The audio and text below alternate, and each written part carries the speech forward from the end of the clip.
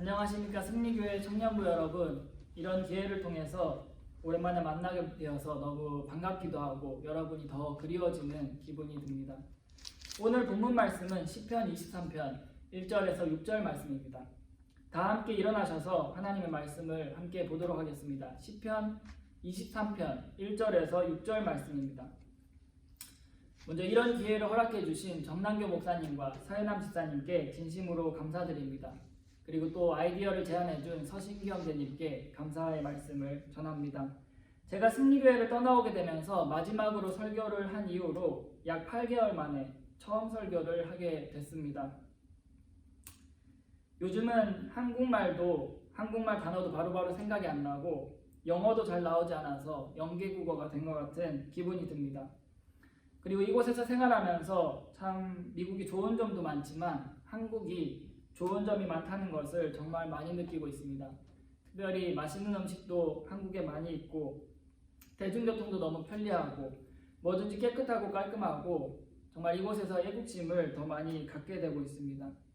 또한 더불어서 정남교 목사님께서 얼마나 귀한 하나님의 사람이신지 승리교회가 얼마나 귀한 하나님의 교회인지 많이 느끼고 있습니다. 제 홈처치가 승리교회라는 것이 너무나도 자랑스럽습니다. 늘 보미자매와 저를 위해서 기도해 주시고 물질적으로 후원해 주셔서 진심으로 감사드립니다. 더 최선을 다해서 공부하고 최선을 다해서 주님을 섬기겠습니다. 시편 23편 1절부터 6절까지 제가 읽도록 하겠습니다. 주는 나의 목자시니 내게 부족함이 없으리로다. 그분께서 나를 푸른 초장에 누이시며 잔잔한 물가로 인도하시고 내 혼을 회복시키시며 자신의 이름을 위하여 의의 행로들로 나를 인도하시는도다. 참으로 내가 사망의 그늘진 골짜기를 다닐지라도 해악을 두려워하지 아니하리니 주께서 나와 함께 계시며 주의 막대기와 주의 지팡이가 나를 위로하시나이다. 주께서 내 원수들의 얼굴 앞에서 내 앞에 상을 차리시고 기름을 내 머리에 부으시니 내 잔이 넘치나이다. 내 평생의 선하심과 긍휼이 정녕 나를 따르리니 내가 주의 집에 영원히 거하리로다. 잠시 함께 기도하겠습니다. 하나님 아버지, 오늘 이렇게 귀한 기회를 허락해 주셔서 감사드립니다. 또한 정남교 목사님과 승리교회로 인해서 하나님께 감사드립니다. 53년 동안 이 교회를 보호하시고 사용해 주셔서 감사드립니다. 앞으로 주님 오시는 그날까지 이 교회가 더욱 주님께 귀하게 쓰임받게 해주옵소서. 또한 청년부 선생님과 선생님 두 분과 청년부들로 인해서 하나님께 감사드립니다. 두 분을 더욱더 영육간에 강건하게 해주시고 청년부 모두 주님의 일에 귀하게 쓰임받는 일꾼들이 될 수 있도록 인도해 주세요. 그리고 이 시간 하나님의 말씀을 전할 때 성령님께서 역사해 주셔서 주님의 이름을 높여지게 해주시고 하나님의 뜻을 이루어 주옵소서. 우리의 선한 목자 되시는 예수님의 이름으로 기도드렸습니다. 아멘. 다윗은 많은 고난과 어려움을 당했던 인물 가운데 한 명입니다. 그는 이스라엘의 왕이 되기까지 10년 동안 사울로부터 도망을 다니며 생명의 위협을 당하고 도망다녔습니다. 쫓겨다녔습니다.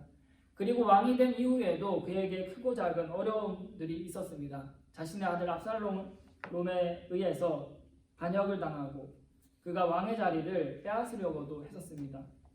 그러나 오늘 본문에서는 다윗은 주는 나의 목자시니 라고 고백하고 있습니다. 그도 때로는 우리와 같이 낙담하기도 했고 사울을 피해서 블레셋으로 도망가는 잘못된 결정을 내리기도 했습니다. 그가 사울에게 도망당할 때 믿음으로 무찔렀던 골리앗의 칼을 취하는 모습을 보여주기도 했습니다. 그가 전쟁은 하나님께 속했다고 말하면서 사울이 준 칼과 갑옷을 거부하고 지팡이와 무림매를 가지고 나아갔던 그 다윗이 어려움이 닥치자 믿음을 잃고 골리앗의 칼을 의지했던 것입니다. 다윗도 우리와 똑같이 믿음이 연약해질 때가 있었다는 말입니다. 그러나 그는 오늘 본문에서 주는 나의 목자시니 내게 부족함이 없으리로다 라고 고백하고 있습니다. 저는 오늘 주는 나의 목자시니 라는 제목을 가지고 말씀을 전하기 원합니다. 주는 나의 목자시니. 이 말씀을 통해서 여러분의 삶에 영적으로 도움이 되기를 간절히 원하는 마음입니다. 미국 사람들이 특별히 설교를 할 때 어떤 글귀를 만들 때 기억에 오래 남도록 하기 위해서 똑같은 알파벳을 가지고 나열하는 것을 좋아하지 않습니까? 그래서 저도 한번 세 가지 소제목을 P로 시작하는 단어로 영어 단어로 한번 만들어 봤습니다. 첫 번째는 pastor입니다. 첫 번째 pastor. 두 번째는 protect and provide입니다. 그리고 마지막 세 번째는 peace. 다 함께 한번 따라해 보도록 할까요? 첫 번째 pastor. 두 번째 protect and provide. 세 번째 peace입니다. 봄이자면 왜 안 따라 하시나요? 첫 번째 pastor, 목사님이라는 의미로 주로 쓰이지만 원래 의미는 목자라는 의미를 가지고 있습니다. 첫 번째로 오늘 여러분들이 기억하기 원하는 것은 주는 나의 목자시라는 것입니다. 오늘 다윗은 본문에서 이렇게 고백하고 있습니다. 주는 나의 목자시니. 사람은 특별히 눈에 보이지 않는 것을 쉽게 잊어버립니다. 그렇기 때문에 우리는 살면서 하나님을 잊고 살 때가 많이 있습니다. 왜냐하면 하나님은 우리 눈에 보이시지 않기 때문입니다.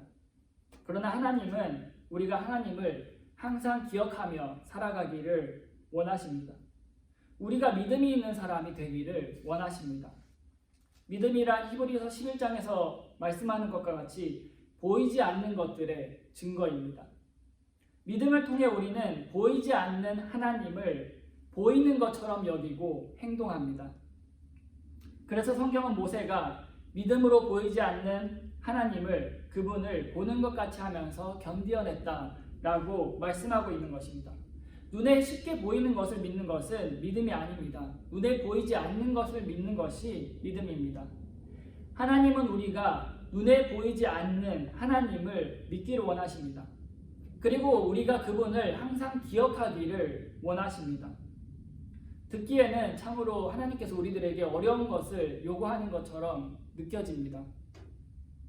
하지만 우리 모두 우리의 부모님께서 우리를 사랑하신다는 것을 우리는 알고 있습니다. 우리는 그것을 믿고 있습니다. 그 사랑이 우리의 눈에 보이지는 않지만 말입니다. 우리는 부모님의 행동을 생각하면서 부모님이 나를 정말 사랑하시는구나 라는 것을 믿습니다. 하나님은 눈에 보이시지 않으시지만 우리들에게 자신의 말씀을 주셨습니다. 성경에는 하나님께서 어떤 분이신지 우리들에게 자세하게 기록해 주었습니다. 그리고 우리는 그것을 하나님의 말씀을 보면서 하나님께서 계시는 것을 믿습니다.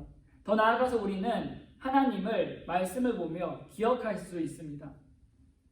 바쁜 생활을 우리가 하면서 순간순간 우리들이 하나님을 잊게 되지만 하나님의 말씀을 시간을 내어서 들여다볼 때 그분을 우리는 다시금 기억하게 됩니다.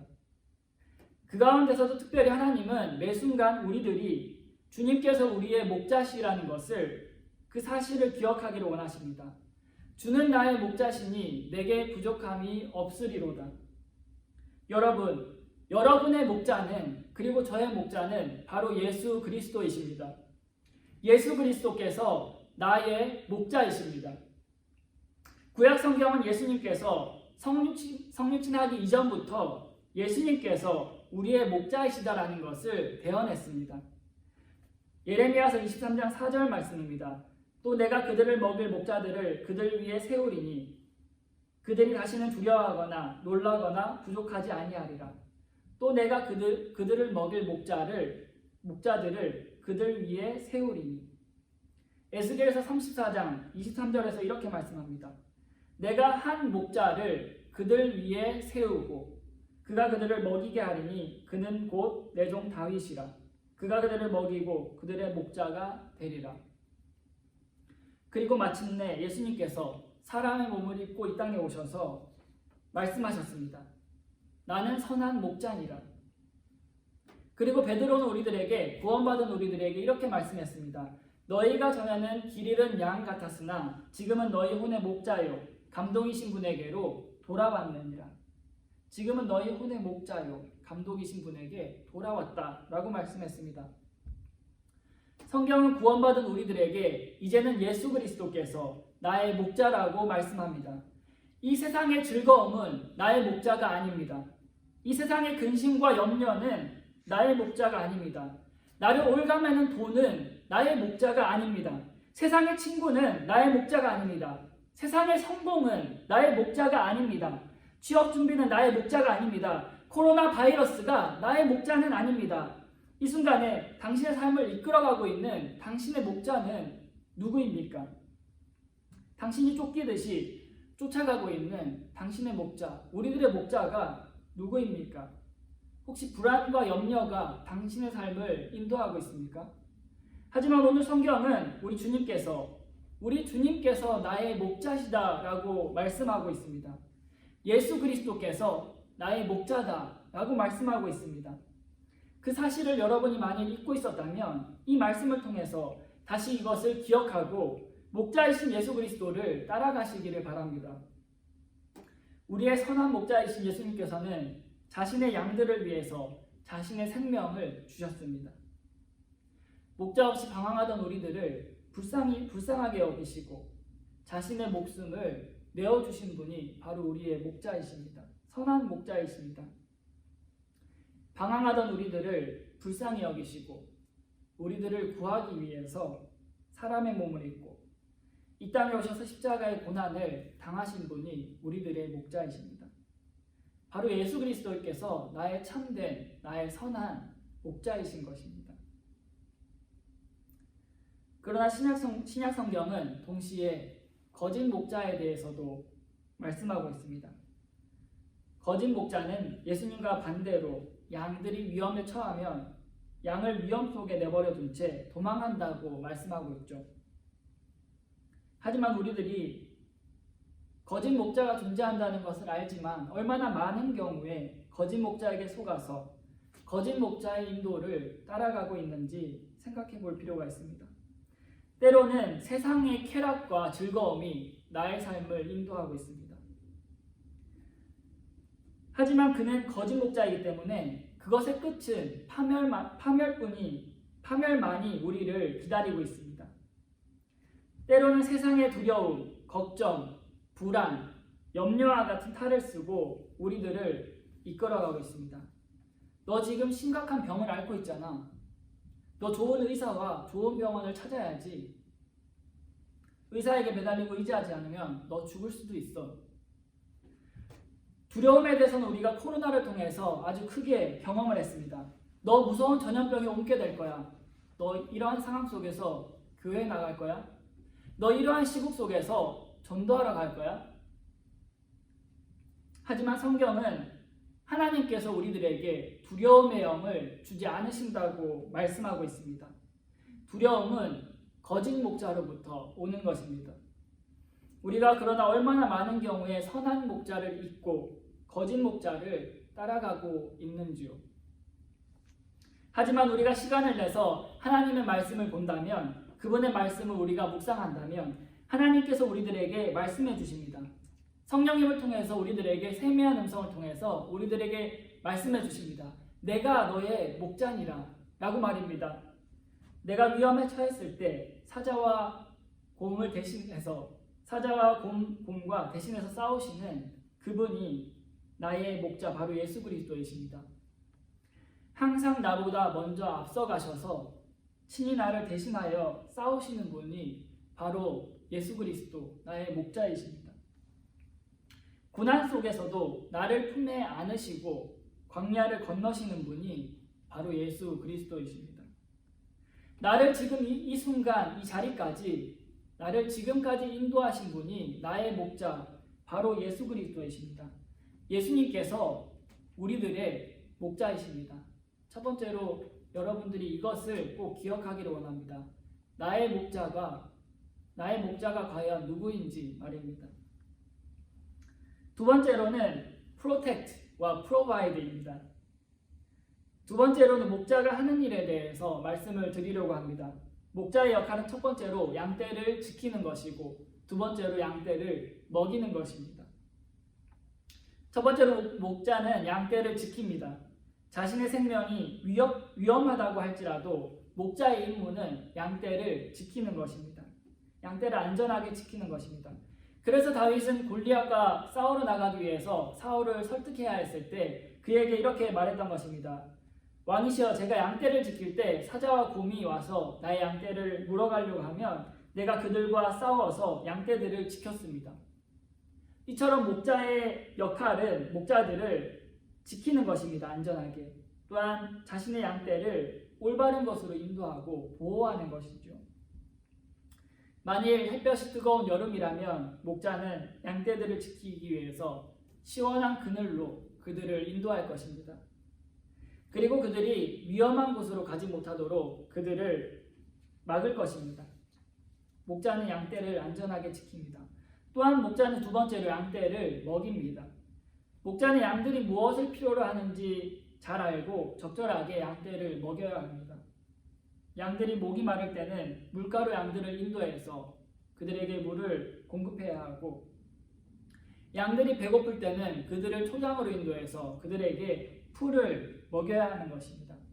목자의 두 번째 역할은 양들에게 부족함이 없도록 그들을 먹이고 그들의 필요를 공급하는 것입니다. 저는 첫 번째로 주님은 우리의 목자시다라고 말씀드렸습니다. 여러분 생각해 봅시다. 주님께서 우리의 목자이십니다. 한번 생각해 봅시다. 말씀만으로 온 땅과 하늘을 펴신 분을 생각해 봅시다. 수많은 별들을 창조하신 분을 생각해 봅시다. 주님은 홍해를 가르신 분이십니다. 견고한 여리고성을 순식간에 무너뜨리신 분이십니다. 우박으로 이스라엘의 적들을 죽이신 분이십니다. 두려운 바다의 깊은 곳에서부터 저 우주 너머까지 모든 것을 다스리시는 분이 우리의 목자이십니다. 그분께는 부족한 것이 없으십니다. 이 세상의 모든 것이 우리 주 예수 그리스도의 것입니다. 그리고 성경은 그러한 주님께서 우리의 목자시다라고 말씀하고 있는 것입니다. 목자의 임무는 양떼를 지키고 양떼를 먹이는 것입니다. 그렇기 때문에 주님께서 우리를 지키시고 우리를 먹이십니다. 요한복음 10장에서는 우리들이 잘 아는 말씀에서 이렇게 말씀하고 있습니다. 모든 것보다 크신 아버지의 손안에 우리가 있다라고 말입니다. 그리고 성경은 아무것도 우리를 하나님의 손안에서 빼앗을 수 없다. 아무도 능히 빼앗지 못한다고 말씀했습니다. 이보다 더 안전할 수가 있습니까? 모든 것의 주인이신 분께서 우리의 목자이신데 우리에게 부족함이 있을까요? 다윗은 이렇게 말했습니다. 주는 나의 목자시니 내게 부족함이 없으리로다. 하지만 문제는 우리가 안전의 위협을 당할 때입니다. 우리들에게 경제적인 필요가 있을 때입니다. 우리들은 그러한 상황에 놓일 때 목자를 의지하지 않고 사람을 의지하거나 내 자신을 의지하기가 참 쉽습니다. 하나님께 나아가서 말하지 않고 사람들에게 도움을 요청할 것을 고민하기가 쉽습니다. 좋은 의사나 좋은 병원을 찾아보고 혹은 주변에 경제적인 능력이 있는 사람을 찾곤 합니다. 하지만 성경은 우리의 주님께서 나의 목자라고 말씀합니다. 하나님은 그리고 나의 기도에 응답하실 수 있는 능력이 있는 분이십니다. 우리는 그러므로 하나님께 나아가서 우리의 목자께 나아가서 고백해야 하는 것입니다. 이 시간 우리의 목자 하나님의 대표적인 속성 세 가지에 대해서 한번 잠시 생각해 보기를 원합니다. 하나님의 대표적인 속성 가운데 세 가지는 첫 번째 전지함, 두 번째 전능함, 세 번째 무소부재하심입니다.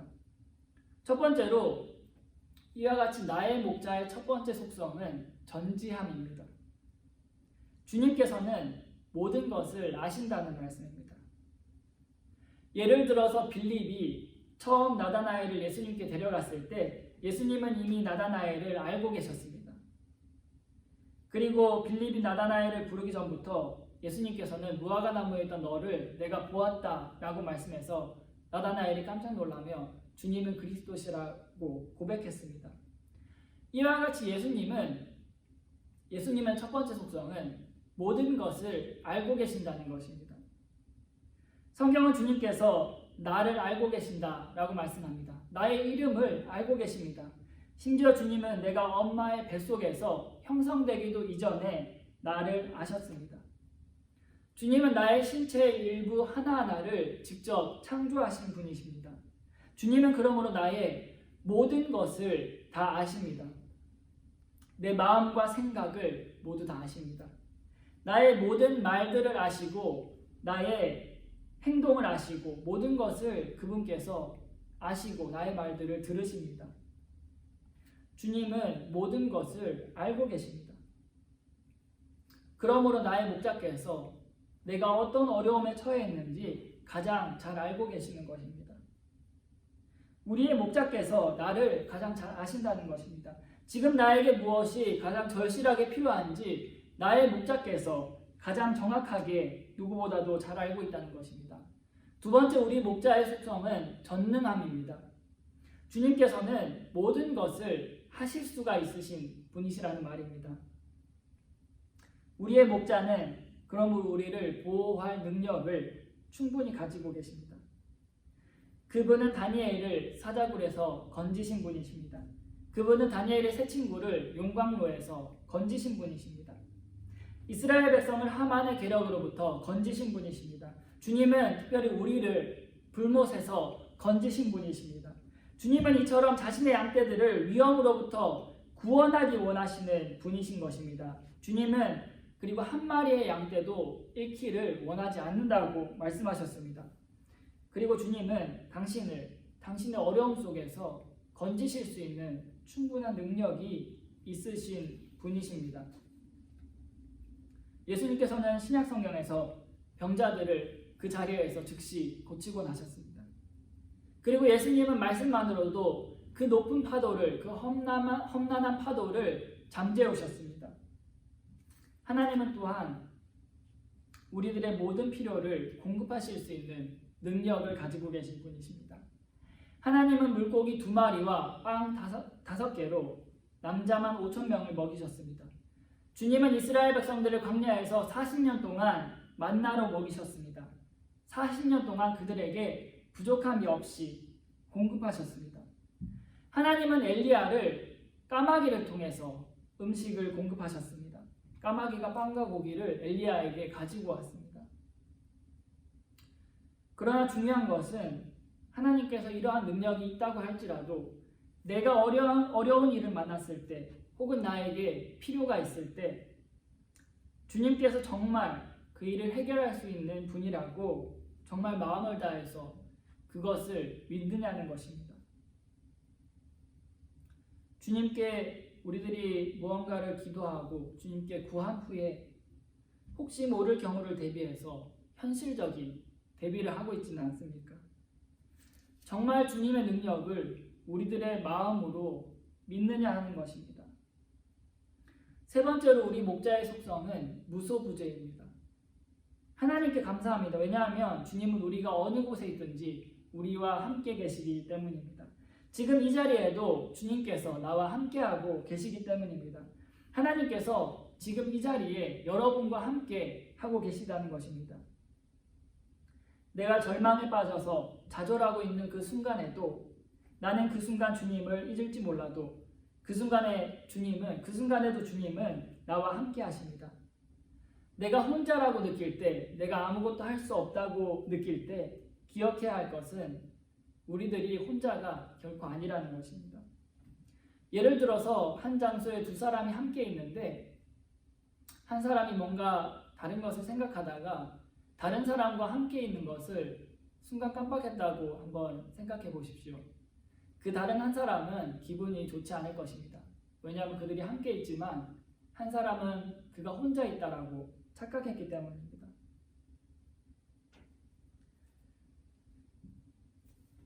하나님께서는 나와 항상 함께 계십니다. 그런데 순간순간 우리들이 때로는 나는 혼자야 라고 생각하곤 합니다. 지금 나는 혼자 있고 나는 지금 외로운 상태고 나는 아무것도 할 수 없어. 만약에 우리가 지금 이 순간에 내가 어려움을 만났을 때 혼자라고 생각한다면 하나님께서 안타까워하실 것입니다. 왜냐하면 하나님께서 여러분과 여러분의 옆에 늘 함께 계시기 때문입니다. 우리가 모두 암송하는 마태복음 28장 18절과 20절에서 이렇게 말씀했습니다. 예수님께서 그들에게 오셔서 말씀하여 이르시되 하늘과 땅에 있는 모든 권능이 내게 주어졌느니라. 하늘과 땅에 있는 모든 권능이 예수님께 주어졌다라고 말씀했습니다. 예수님의 전능함을 말씀하고 있는 것입니다. 예수님의 손안에 하늘과 땅의 모든 권능이 그분의 손안에 있다라고 말씀하고 있습니다. 20절을 함께 보겠습니다. 무엇이든지 내가 너에게 명령한 모든 것을 그들에게 가르쳐 지키게 하라. 보라, 내가 세상의 끝까지 항상 너희와 함께 있느니라 하시니라. 예수님의 무소부재하심입니다. 여러분이 어느 곳에 있든지 내가 너와 세상의 끝까지 항상 함께 있겠다고 예수님께서 우리들에게 약속하셨습니다. 이것이 우리의 목자의 속성입니다. 이것이 바로 우리들의 목자입니다. 우리의 목자 바로 예수 그리스도께서 우리들에게 하신 약속입니다. 그리고 주님은 우리가 결코 우리의 목자를 과소평가하는 것을 기뻐하지 않으십니다. 우리가 주님을 우리의 생각으로 작게 만드는 것을 기뻐하지 않으실 것입니다. 내 생각의 한계에서 주님의 능력은 이 정도, 주님의 능력은 이 정도, 주님께서 나에게 공급하실 수 있는 복은 이 정도일 거야 라고 생각하는 것을 우리 주님께서는 기뻐하지 않으실 것입니다. 왜냐하면 주님께서는 능력이 있으신 분이시기 때문입니다. 그러나 우리가 만일 주님께서 이 정도의 능력을 가지고 계신 분, 이 정도의 능력을 가지고 계신 분, 이 정도를 우리들에게 공급해 주실 수 있는 분이라고 생각한다면 주님께서 그것을 결코 기뻐하지 않으실 것입니다. 마지막으로 여러분들과 함께 나누고 싶은 것은 세 번째로 피스입니다. 피스.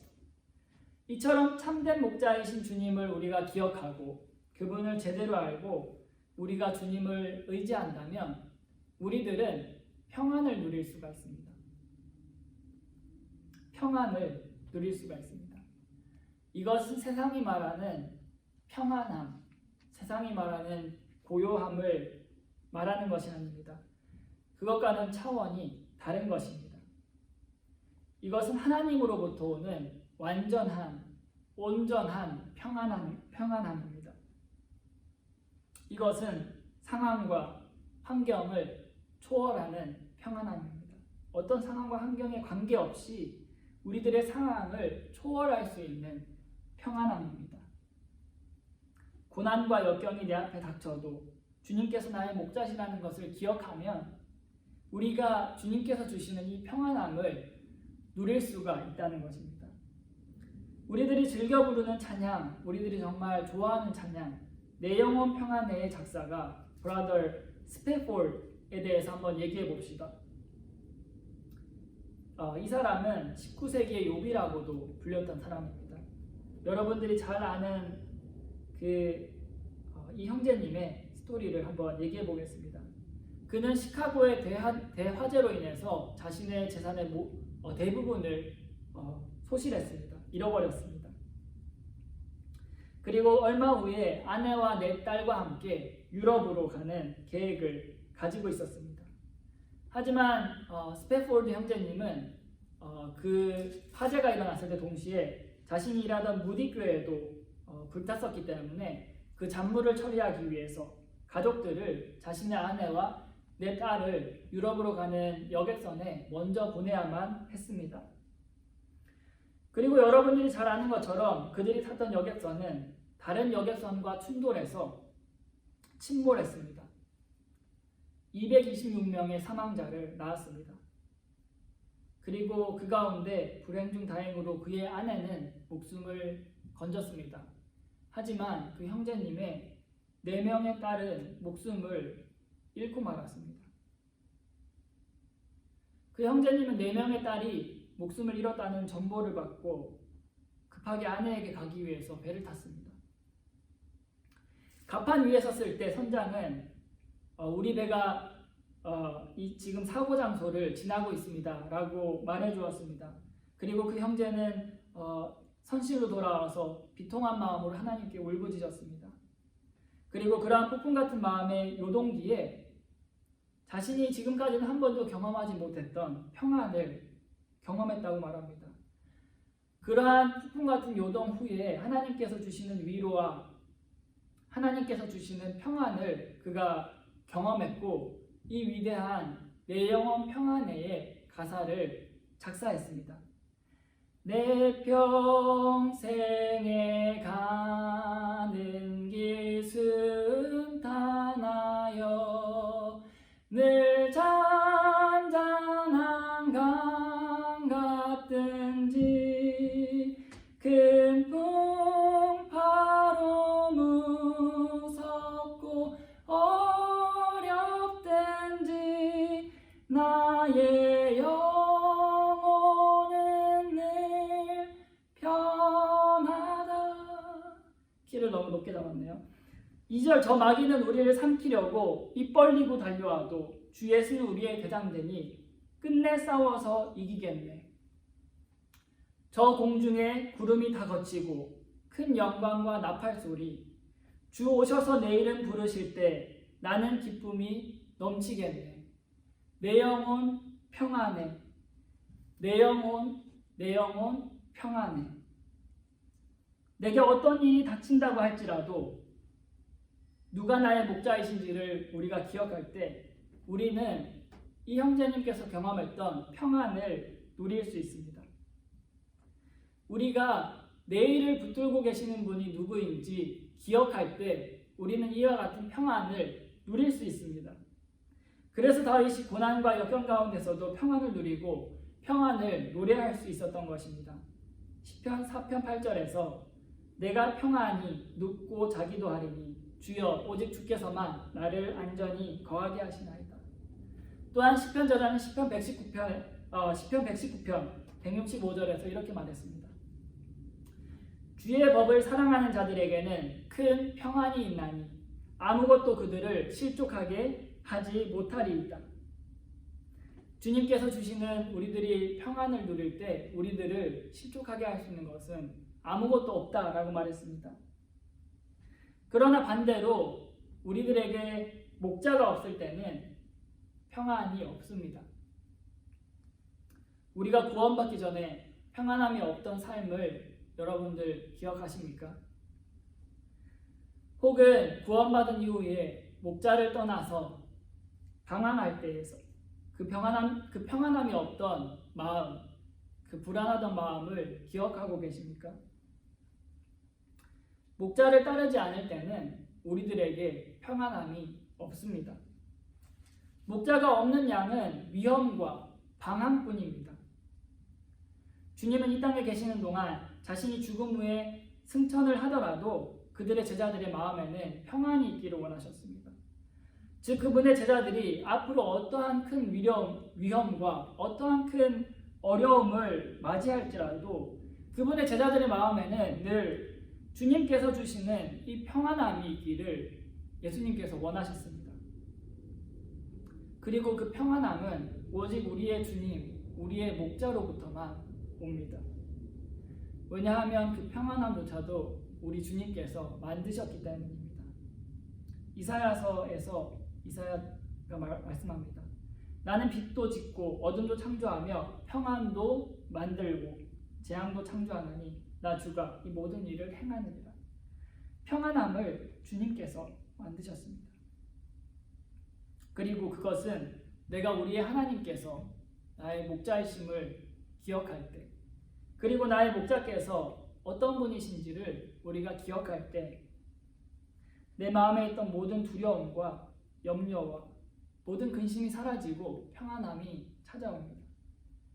내 앞에 어떤 상황이 지금 놓여있다고 할지라도 그리스도의 내 평안함을 누릴 수가 있습니다. 그래, 내 목자께서 과연 그와 같은 분이셨지. 그분께서 나의 모든 것을 아시고 그분께서 나를 안전하게 인도하시지. 그분께서 나의 모든 필요를 공급할 수 있으시지. 내 삶을 온전히 나의 목자에게 맡길 때에 이와 같은 참된 그리스도인의 평안함을 우리가 경험하게 됩니다. 말씀을 마치면서 여러분들에게 이와 같은 질문을 드리기를 원합니다.